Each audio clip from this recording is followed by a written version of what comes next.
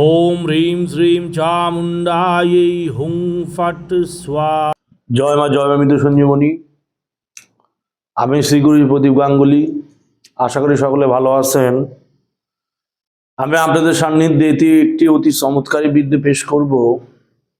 অনেকদিন YouTube social মিডিয়াতে আসতে পারিনি, নিজস্ব পার্সোনাল কিছু ব্যক্তিগত কারণ ছিল, যে কারণে সোশ্যাল মিডিয়ায় কোনো রকম বিদ্যে বা ভিডিও উপস্থাপন করতে পারিনি। তার জন্য আমি আন্তরিকভাবে দুঃখিত। আজকে যে একটি বিশেষ মন্ত্র আপনাদের সান্নিধ্যে আমি পেশ করব, সেটি খুব চমৎকারী, সেটি খুব প্রভাবশালী এবং সেটি খুব কাজের একটি মন্ত্র। সচরাচর দেখা যায় মানুষ বহু সমস্যার কারণে বহু পরিমাণ ভোগে।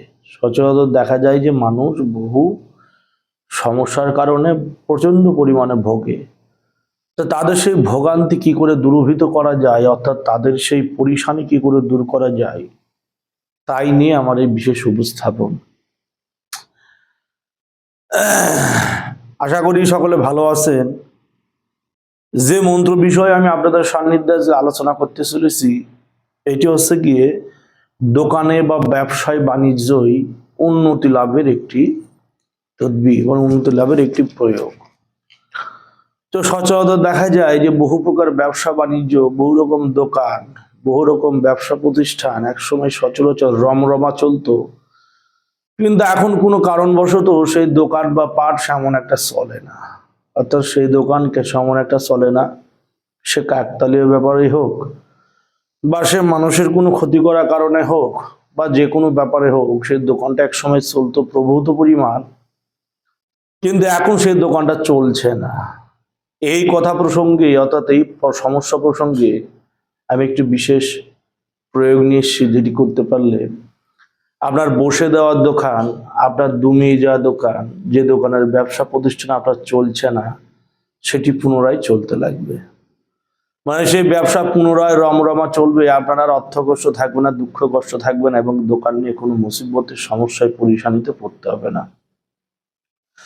উপস্থাপনটি কি করে এটি প্রয়োগ করবেন, তার বিষয়াদি ব্যাপার সম্পর্কে সম্পূর্ণ আলোচনা করব। ভিডিওর সঙ্গে থাকবেন, কেউ কেটে কেটে বা স্কিপ করে ভিডিও দেখবেন না। কেটে কেটে বা স্কিপ করে ভিডিও করলে একটা কথা যদি ছুটে যায়, তাহলে আপনাদেরই সমস্যায় পড়তে হবে। প্রয়োগ করবেন কিন্তু তখন কাজ হবে না। আমি বলে দিই প্রয়োগটা কি। প্রথমত যে মন্ত্রটি আছে, সে মন্ত্রটি বিশেষ একটি দিনে মুখস্থ করে নেবেন। মুখস্থ না করলেও হবে, খাতা দেখে, ডায়েরি দেখে বা লেখে, সেটা দেখে দেখে পড়লেও কাজ হবে।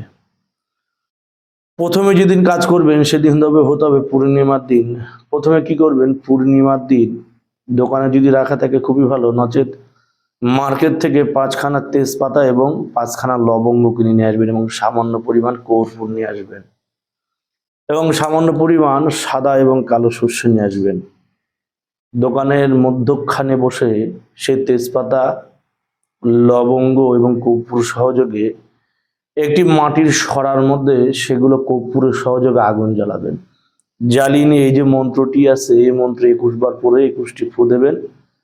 দেওয়ার পর 21 বার পড়বেন এবং 21খানা ফু দেবেন। 21 বার সেই কর্পূরের মধ্যে ছুঁড়ে ছুঁড়ে মারবেন। আবার বলি, 5খানা তেজপাতা, 5খানা লবঙ্গ এটি মাটির সরার মধ্যে রাখবেন। এটি মাটির সরার মধ্যে রেখে নিয়ে আপনি প্রথমত কি করবেন, আপনি প্রথমত একটি মাটির সরা নিয়ে সেই সরার মধ্যে সেই সমগ্র উপকরণ রেখে তাতে আগুন দিয়ে, তাতে আগুন জ্বালিয়ে দেবেন। দেখবেন সেটাই যখন আগুন লেগে যাবে, আগুন জ্বলে যাবে, তখন আপনি কি করবেন, তখন আপনি সাদা সরিষা এবং কালো সরিষা নিয়ে এই মন্ত্র একবার পড়বে, একবার ফু দেবেন এবং একবার করে সেই আগুনের মধ্যে দেবেন। এইভাবে 21 বার পরে 21 বার আগুনে দিয়ে দেবেন।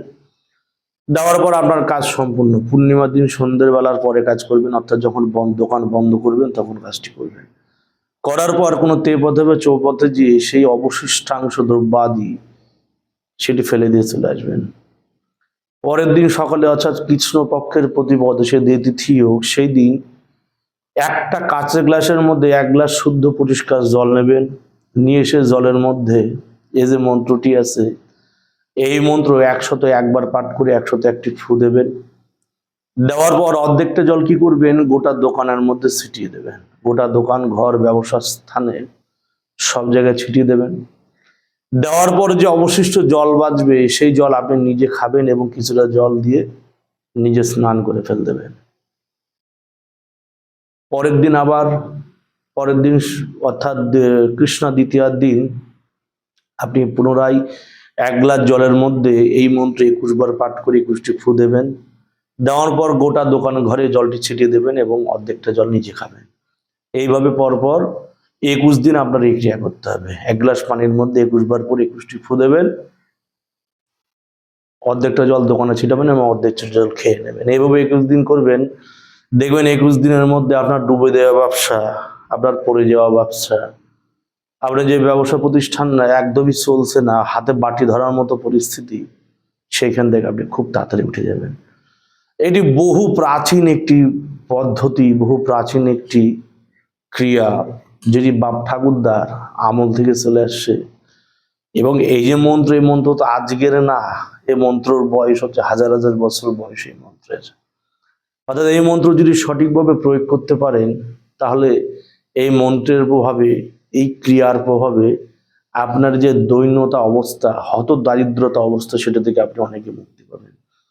শুধু এই নয়, আপনি যদি মার্কেটে হোক বা মানুষজনের কাছে যদি লক্ষ লক্ষ টাকার ঋণ থাকে, যে ঋণ পরিশোধ করতে আপনার মাথার ঘাম পায়ে পড়ে যাচ্ছে, কিন্তু সে ঋণ দিতে পারছেন না, আপনার বারংবার সুইসাইড করার পর্যন্ত আপনার মানে সুইসাইড করবেন এরকম আপনার মানসিকতা হয়ে গেছে, সেই অবস্থাতে আপনি এই ক্রিয়াটি একইভাবে করতে পারেন।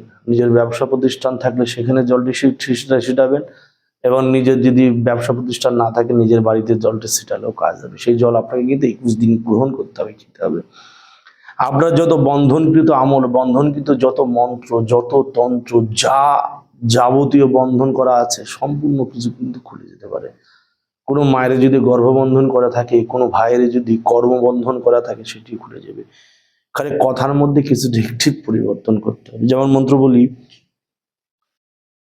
বলছে, আয়শো মোহাম্মদ বৈশ স্থানে গ্রাহক মিলাও আল্লাহ আমার এই দোকানে, আমার দোকান সারি যদি অন্য দোকানে যাও, দোহাই ঈশ্বর মহাদেবের মাথা খাও। সামান্য মন্ত্র, কিন্তু প্রচন্ড ক্ষমতা। আবার বলি, আয়শো মোহাম্মদ বৈশ আমার স্থানে গ্রাহক মিলাও আল্লাহ আমার এই দোকানে, আমার দোকান সারি যদি অন্য দোকানে যাও, দোহাই ঈশ্বর মহাদেবের মাথা খাও। এটি দিয়ে আপনি দোকানের কাস্টমার, ব্যবসা প্রতিষ্ঠান সব ক্রিয়া করতে পারবেন। এবার যদি কারোর কিছু কর্মবন্ধন করে দেয়, বলতে হবে, আয়শো মোহাম্মদ বৈশ স্থানে, আয়শো মোহাম্মদ বৈশ স্থানে আমার মোকাম খুলিয়ে দাও আল্লাহ আমারে দেহ অন্তরে, আমারে দেহ অন্তর সারি যদি অন্য স্থানে যাও, দোহাই আল্লাহ, দোহাই মহাদেবের মাথা খাও। দোহাই আল্লাহ, দোহাই ঈশ্বর মহাদেবের মাথা খাও। গর্বের ক্ষেত্রে কি বলতে হবে, আমার গর্ব সারিয়া মোকাম সারিয়া যদি অন্য স্থানে যাও, দোহাই আল্লাহ মোহাম্মদ ঈশ্বর মহাদেবের মাথা খাও। স্বয়ং ভোলানাথের মন্ত্র, যেখানে হচ্ছে কি আল্লাহ মোহাম্মদ এবং স্বয়ং ঈশ্বর মহাদেবের কথা বলা হয়েছে। কেউ যদি মনে করেন মন্ত্রের মধ্যে ইসলামিক কোনো শব্দ উচ্চারণ করা আছে, যে কারণে মন্ত্র প্রয়োগ করবেন না, সেগুলো ক্ষেত্রে কিন্তু আপনারা মূর্খতার কাজ করবেন। যেহেতু মন্ত্র আদি এই ধরনেরই কিন্তু হয়, এবং এগুলো মন্ত্র খুব খাটে বেশি। যেসব মন্ত্রে শিবের দোহাই থাকবে, কালীর দোহাই থাকবে, অলির দোহাই থাকবে, আলীর দোহাই থাকবে, মোহাম্মদের, নবীর, কালীর, মা ফতেমার, যেখানে আল্লাহ পাকের স্বয়ং কুরআনের পাঞ্জাতুনের 24 পয়গাম্বরের যেখানে দোহাই থাকবে, সেসব জিনিস কিন্তু খাটে বেশি। তাদের দোহাই দিয়ে ক্রিয়া করা খুব খাটে। প্রয়োগ দিলাম, মন্ত্র দিলাম, নিয়ম যেটি বলেছি একই রকম নিয়ম। প্রথম দিন একটু কষ্টকারী ব্যাপার, অর্থাৎ হচ্ছে সেইটি ধুনো আগুন জ্বালিয়ে 5টা লবঙ্গ, তেজপাতার মধ্যে লবঙ্গ গেড়ে নিয়ে ক্রিয়াটি করা একটি কষ্ট। পরের দিন 101 বার এবং তারপরে থেকে 21 বার করে পানির উপর পরে গোড়াটা নিজের বাড়ি ঘর ধরে ছিটাবেন, দোকানে ছিটাবেন এবং অর্ধেক পানি নিজে খাবেন। খুব প্রভাবশালী জিনিস, খুব কাজের জিনিস। এগুলো আজকে থেকে না, বহুল প্রচলিত। শত শত হাজার হাজার বছর ধরে এইসব মন্ত্র আদি প্রয়োগ করে বহু মানুষ নিজের অর্থনৈতিক অবস্থার পরিবর্তন করেছে, বহু মানুষ নিজের অর্থনৈতিক অবস্থার পরিবর্তন করেছে, নিজের সংসারের, পরিবারের আয় উন্নতি করেছে। খুব প্রভাবশালী জিনিস, প্রয়োগ করবেন, অবশ্যই কাজ হবে। এইসব ক্রিয়াকলাপ করতে গেলে মিস হবে না, কাজ করলে বুলেটের গতিতে রেজাল্ট পাবে। জয় মা, জয় মা মৃত সঞ্জীবনী জগতের মঙ্গল করো মা। অবশ্যই সকলকে পারমিশন দেওয়া থাকলো, সকলেই মন্ত্র প্রয়োগ করতে পারবেন, প্রয়োগ করলে রেজাল্ট পাবেন। কিন্তু মন্ত্র উচ্চারণ যাতে নির্ভুলভাবে হয়, কোনো রকম যাতে মন্ত্রের মধ্যে যাতে কোনো রকম ভুল ভ্রান্তি না হয়, হলে কিন্তু কাজ হবে না। যাই হোক, আমি মন্ত্রটি লিখে দিব ভিডিওর মাঝে, দেখে নেবেন। জয় মা মৃত সঞ্জীবনী, জয় মা জগতের মঙ্গল করো মা, জয় মা, জয় মা, জয় মা।